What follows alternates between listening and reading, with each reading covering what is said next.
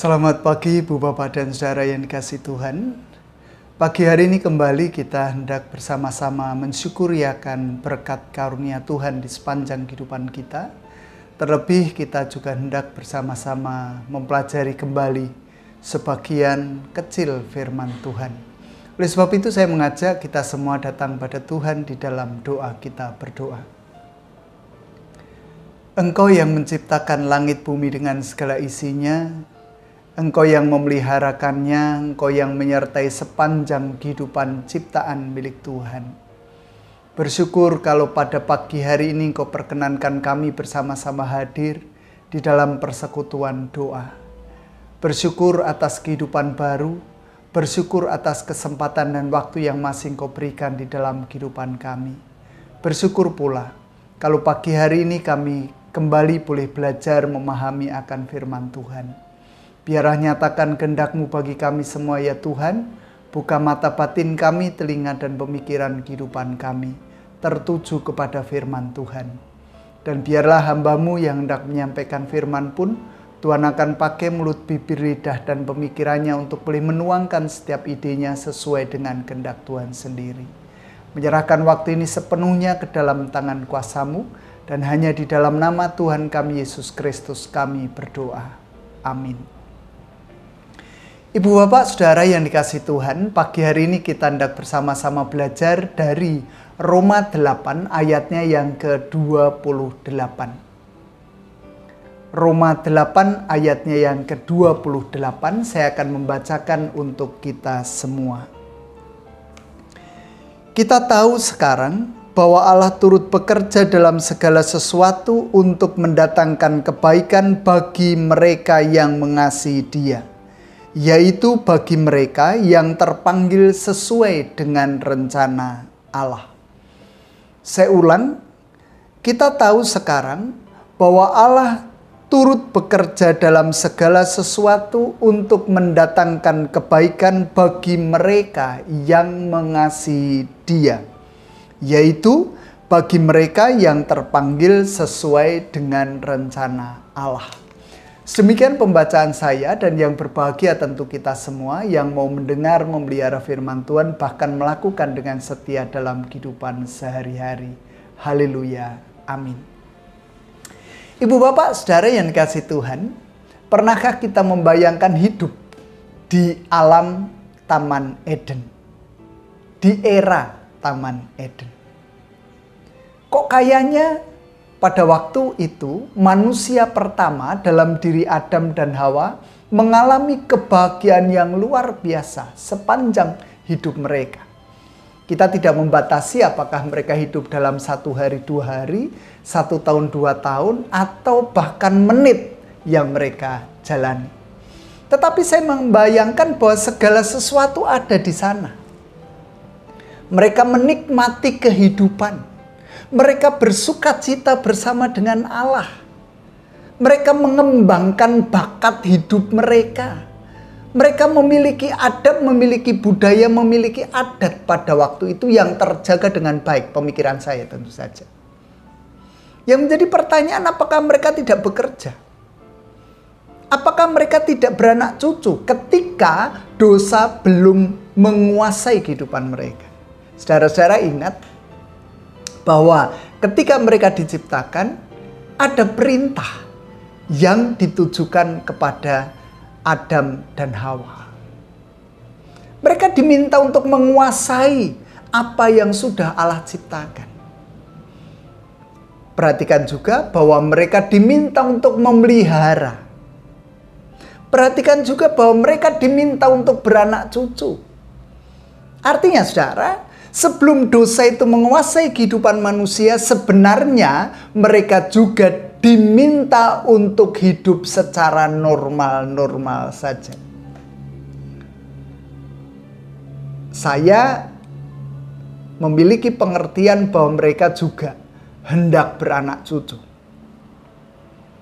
Di dalam kehidupan mereka sehari-hari nampaknya mereka juga mengusahakan, memelihara, menguasai apa yang telah Allah berikan.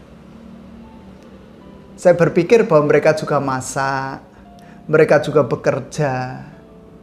Hanya saja memang ketika mereka terjatuh ke dalam dosa, mereka belum beranak cucu, walau perintah itu sebenarnya sudah ada. Dan saya berpikir bahwa ketika mereka menjalani hari-hari panjang mereka bersuka cita, tanpa keluh kesah, tanpa merasakan penderitaan, tanpa merasakan sakit penyakit di dalam tubuh mereka. Hanya kesukacitaan yang mereka alami dan mereka rasakan. Dan nampaknya saya juga berpikir mereka kurang mensyukuri akan berkat karunia itu, sehingga mereka terjatuh ke dalam dosa. Saudara-saudara, mungkin ada pertanyaan yang menggelitik. Kalau manusia tidak terjatuh ke dalam dosa, apakah kita ada? Apakah kita juga dilahirkan? Apakah kita juga menikmati kehidupan? Saudara-saudara, saya mengatakan pasti ada kehidupan. Mungkin kita, tidak semua, ada juga di dalamnya. Tetapi semuanya tidak atau belum merasakan dosa itu. Yang kita rasakan sama sebagaimana yang dirasakan Adam dan Hawa, bersukacita setiap saat. Kembali, karena manusia yang pertama, menurut saya kurang mensyukuri akan berkat karunia Tuhan, yang sebenarnya semuanya sudah ada, semuanya sudah tersedia, tinggal mengambil, tinggal mengusahakan, tinggal memelihara. Mereka terjatuh ke dalam dosa. Itu adalah pilihan yang mereka ambil, sebagaimana saya katakan minggu kemarin. Dan ketika mereka terjatuh ke dalam dosa, baru muncullah keluh kesah, penderitaan, rasa tidak nyaman, rasa ketidaksukaan, rasa galau, rasa khawatir, rasa takut. Dan itulah yang menyeliputi kehidupan manusia. Saling menyalahkan, curang, sakit penyakit ada di dalam diri manusia. Tetapi saudara, percayalah bahwa karya Allah untuk menyelamatkan kehidupan manusia, sebagaimana saya katakan kemarin di dalam khotbah minggu saya, ada janji yang Tuhan berikan dalam kehidupan manusia. Dan janji itu ya dan amin. Janji itu pasti dipenuhi oleh Allah bahwa Allah hendak menyelamatkan kehidupan manusia. Walau sebenarnya di dalam kehidupan kita tidak akan lagi mungkin mengalami hanya sekedar kesukacitaan belaka. Karena bagaimanapun juga kita mengerti bahwa dunia ini sudah terkontaminasi oleh dosa. Dosa itu sudah sedemikian mengakar. Dosa itu sudah sedemikian nyekrup dalam kehidupan manusia. Dan nampaknya manusia tidak lagi dalam tanda kutip hanya memperhatikan Allah saja, hanya takut akan Allah saja. Sampai dengan detik ini tentu saja kita rasakan itu. Walaupun Tuhan Yesus sudah hadir ke dalam dunia ini, Tuhan Yesus sudah mematahkan si penguasa kegelapan itu, sudah mengalahkannya. Tetapi nampaknya dunia ini sudah terlanjur basah. Sehingga ada banyak pemikiran dalam kehidupan manusia yang mengakibatkan manusia itu tidak merasa nyaman terus menjalani hari-hari panjangnya. Dan apakah dengan demikian karya Allah untuk menyelamatkan kehidupan manusia itu pupus? Berhenti? Tidak, tentu saja. Allah terus berjuang, Allah terus berkarya, Allah terus merancangkan banyak hal yang baik dalam kehidupan manusia. Sehingga inilah yang menjadi dasar mengapa Rasul Paulus memberikan suratnya kepada jemaat di Roma ketika itu. Terlebih kalau kita membicarakan ayatnya yang ke-28, kita tahu sekarang bahwa Allah turut bekerja dalam segala sesuatu untuk mendatangkan kebaikan. Mendatangkan kebaikan, segala sesuatu. Baik duka maupun suka. Baik sakit maupun sembuh. Baik gembira maupun sedih. Baik kemalangan maupun keberuntungan. baik kegagalan maupun kesuksesan, ada dalam kehidupan manusia selepas manusia terjatuh ke dalam dosa hingga sampai saat ini.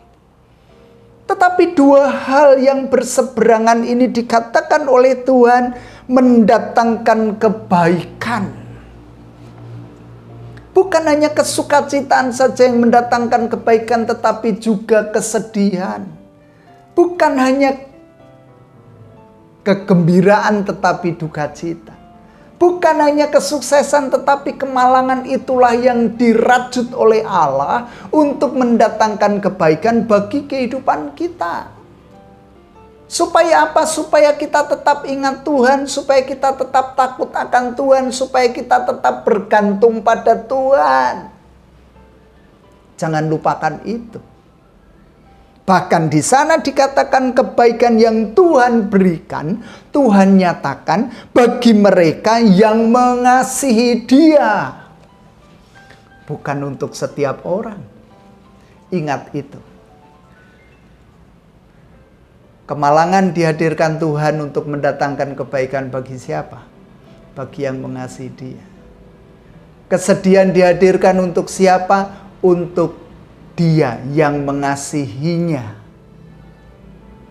Ketidakberuntungan ada dalam kehidupan kita untuk siapa? Untuk mereka yang mengasihi Dia. Bahkan diungkapkan lebih lanjut, yaitu bagi mereka yang terpanggil sesuai dengan rencana Allah. Saudara-saudara, kita perlu mengingat itu semua. Bahkan Rasul Paulus juga mengingatkan kepada kita, misalnya saja penderitaan itu datang, wong penderitaan kok baik. Iya. Kita mengingat bagaimana seorang ibu, seorang perempuan yang hamil 9 bulan 10 hari. Ada orang yang hamil tidak merasakan penderitaan. Ada orang yang hamil tidak merasakan kesusahan, kesedihan, kemalangan. Ada orang yang hamil lalu bergembira ria tok. Tidak, saudara. 9 bulan 10 hari itu adalah masa-masa yang menyakitkan sebetulnya. Saya laki-laki, saya tidak merasakan, tetapi saya melihat dan mengamati bagaimana istri saya hamil 3 kali. Dan itu semua juga mengalami hal-hal yang dikatakan penderitaan. Kalau ilmu kedokteran mengatakan bahwa ada perubahan hormon yang itu mengakibatkan orang lalu kepanasan misalnya, apakah orang yang kepanasan itu nyaman? Enggak dong. Sekarang ini saja, dalam beberapa minggu terakhir ini saja kita merasakan bagaimana panas ekstrim. 38, 40 itu kita sudah merasakan, waduh, seperti cacing yang kepanasan. Tidak berhenti dari kipas angin, tidak berhenti dari kipas tangan yang selalu kita gerakkan. Walau kadang kita tidak menyadari ketika kita kipas-kipas itu sebetulnya ada tenaga yang keluar dari tubuh kita, yang itu juga mengakibatkan tambah sumuk begitu. Kita berkeringat. Kita tidak nyaman kok, apalagi wanita hamil. Ada perubahan dalam tubuhnya yang kadangkala mengakibatkan kekhawatiran, apakah suamiku masih suka terhadap diriku ketika aku membengkak. Ketika aku lalu berbobot, tambah bobot tubuhnya. Ketika lalu wajahku menjadi tembem, cabi. Ada kekhawatiran, ada ketakutan bahwa suaminya ketika itu selama 9 bulan 10 hari lalu berpaling kepada perempuan yang lain. Ada kesedihan, ada penderitaan, ada ketidaknyamanan di dalam tubuhnya. Bahkan saya mengingat betul ketika istri saya melahirkan. Ya, melahirkan kalau normal memang ada sambat sebutnya. Ketika lahir indah, lahir normal, teriak-teriaknya seperti itu. Dia merasakan kesakitan yang luar biasa ketika si anak ini hendak lahir ke dunia. Bahkan saya mengingat betul bagaimana ketika istri saya berjuang untuk melahirkan Sekar. Walaupun Sekar dilahirkan secara sesar, tetapi sebelum kelahiran itu terjadi, ketika air ketuban itu sudah keluar dari dalam tubuhnya, dia merasakan kesakitan yang luar biasa. Bahkan kalau saya mendengar jeritannya dari ruangan operasi pun terdengar suara jeritanya. Itu artinya menandakan sakit yang luar biasa. Ya, saya mengamati ketika Samuel lahir tidak merasakan kesakitan yang sebagaimana dialami peristiwa yang pertama dan kedua. Karena ketika Samuel sesar, harinya belum mendekati betul hari partesnya. Sudah langsung disesar. Paling merasakan ketika dibius, ketika gunting itu mulai merobek perutnya, ada rasa-rasa yang dia alami. Pating celekit katanya. Ketika jahit terakhir, ketika Samuel sudah dilahirkan, sudah dikeluarkan dari tubuhnya. Tetapi itu sakit. Kebaikannya di mana, saudara? Saudara-saudara yang dikasihi Tuhan, konon kabarnya seorang perempuan mengalami kegembiraan setelah penderitaan ketika melihat anak lahir ke dalam dunia ini. Ada kehidupan baru.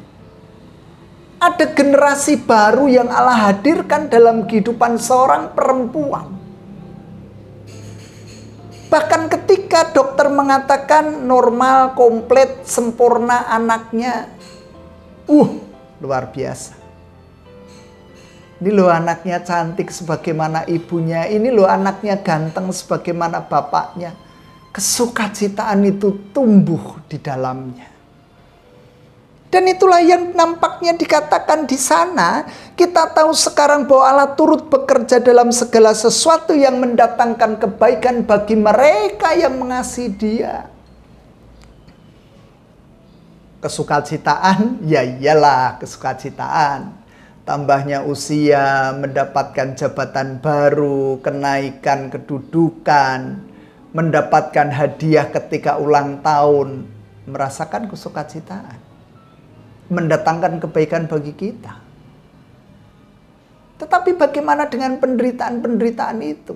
Kemalangan-kemalangan itu, kegalauan-kegalauan itu. Ternyata semua hal, baik buruk maupun baik, didatangkan Tuhan bagi kehidupan kita, kebaikan kita. Tadi contohnya seorang ibu yang mengalami penderitaan 9 bulan 10 hari plus ketika dia harus melahirkan baik secara normal maupun secara sesar, penderitaan. Tetapi penderitaan yang Allah datangkan itu untuk kebaikan. Kebaikannya, kesukacitaannya ketika lahir generasi baru dalam hidupnya. Bahkan sukacita ketika bisa membesarkan anaknya, ketika bisa menguliahkan anaknya, ketika bisa melihat anaknya sukses, ketika melihat anaknya berumah tangga, ketika generasi baru kembali hadir dalam kehidupannya. Sungguh luar biasa. Bahkan saudara-saudara, ya saya hendak mengatakan bahwa okelah, tidak semua orang mengasihi Tuhan. Tetapi ada banyak juga orang yang mengasihi Dia dalam sebuah komunitas misalnya. Apa yang terjadi di Lampung beberapa waktu yang lalu, baik yang pertama maupun yang kedua, bahkan disusul kemudian dengan adanya video yang menayangkan tentang Jambi. Bukankah ini mendatangkan kebaikan juga? Jalan yang kayak gitu kok baik. Iya. Masyarakat yang terpuruk kok baik. Iya. Tetapi ketika itu lalu diviralkan, ketika lalu orang mempertontonkan ini loh kondisi jalan kami, bukankah lalu tangan Tuhan juga bekerja melalui presiden kita? Presiden kita lalu menjenguknya. Lalu akhirnya presiden kita ya satirlah, menyindir. Enak kok jalannya, saya saja tidak tidur.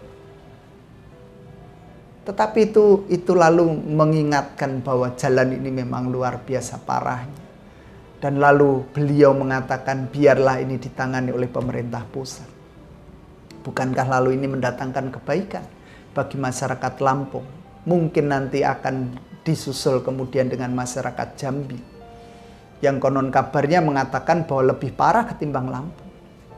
Saudara-saudara yang dikasihi Tuhan, kita hendak percaya bahwa di dalam setiap peristiwa bagi kehidupan kita, itu mendatangkan kebaikan bagi kita semua. Bagi orang yang mengasihi Dia, bagi orang yang dipilihnya sesuai dengan rencananya, rencana Allah. Kita harus meyakini itu. Apa yang terjadi dalam kehidupan kita, baik itu baik maupun baik itu jahat, tidak baik bagi kita, semuanya didatangkan Tuhan untuk kebaikan kita.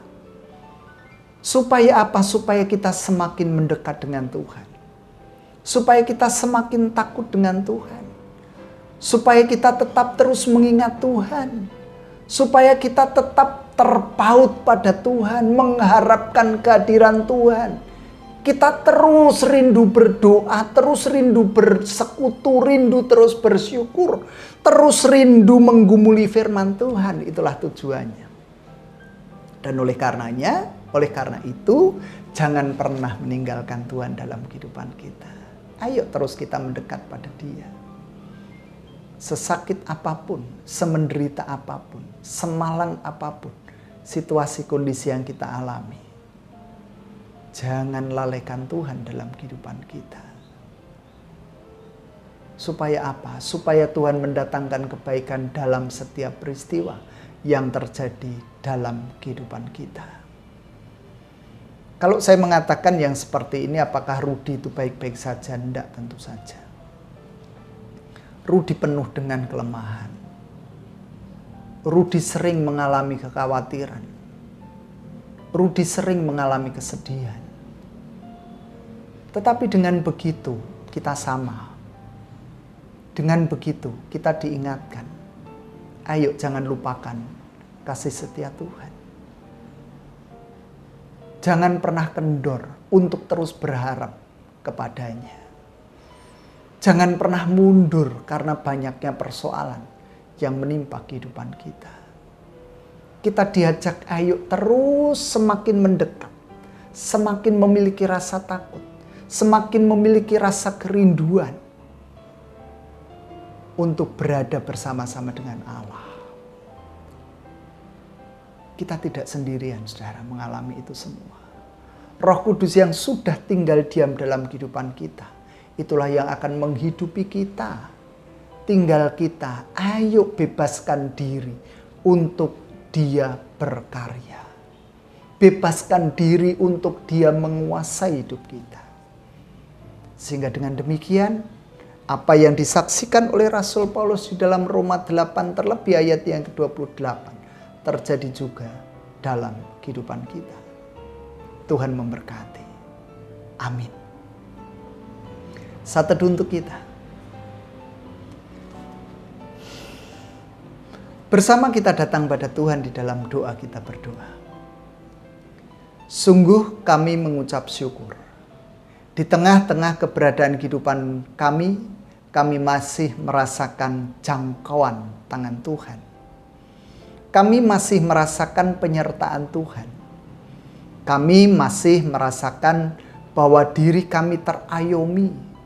Engkau melawat kehidupan kami, ya Allah. Dan saat ini biarlah kami memohon berkat Tuhan untuk memberikan kekuatan kepada kami. Melangkahkan kaki dengan tegapnya walau badai itu menyerang kehidupan kami.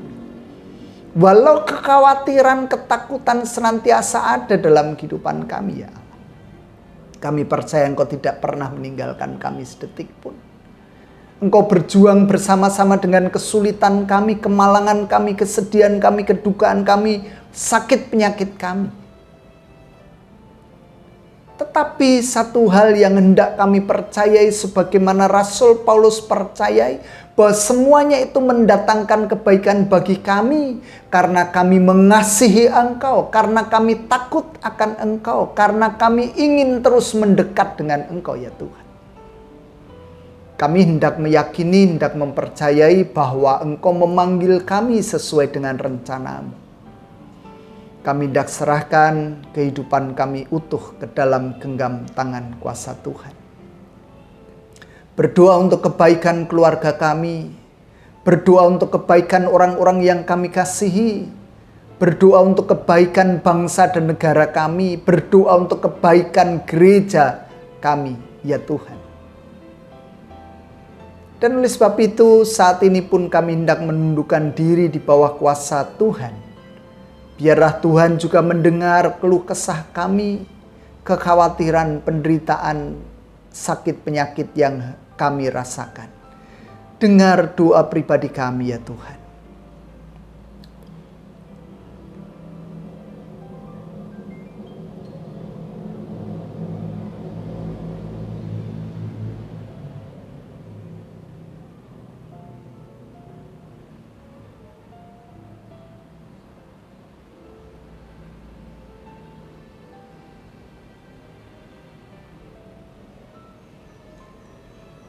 Kami hendak mengakhiri persekutuan pada saat ini.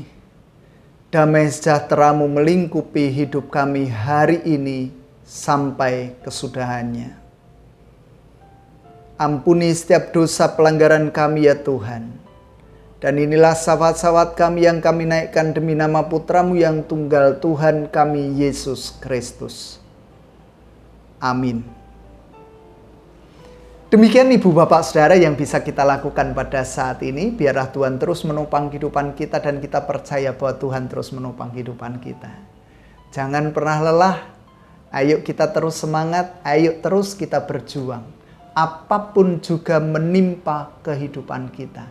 Karena Tuhan menyertai kita semua. Amin.